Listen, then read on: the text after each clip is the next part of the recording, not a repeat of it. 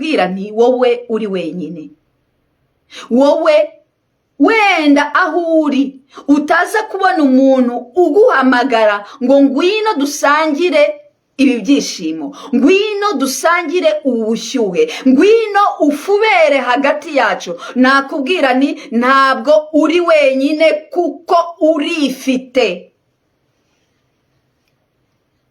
Iki ni igihe cy'ubuzima ugomba gufata nk'igihe cy'agaciro kuri wowe cyo kwiga kwiyuzuza. Ntutegereze yuko bagenzi bawe ari bo bazakuzuza.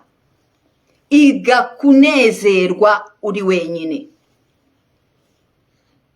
Ndabizi ni umurimo utoroshye, ni umurimo usaba kuba umuntu yarisobanukiwe, ni umurimo usaba umuntu kuba yarasobanukiwe amarangamutima ye akabasha kuba.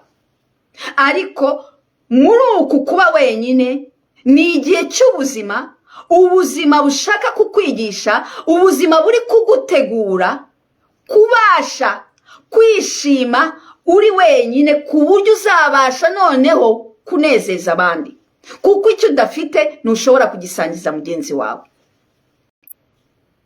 Nturi wenyine, uri kumwe nawe bwite.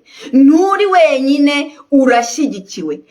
Iki ni igice cyawe cy'ubuzima cyo gushaka umutuzo, ukiga kunezerwa, kwinezeza, ukiga kunezerwa wenyine udategereje kuzuzwa n'abandi, kuzuzwa n'ibyishimo byo hanze. Iki ni igice cyawe cy'ubuzima cyo kwiga.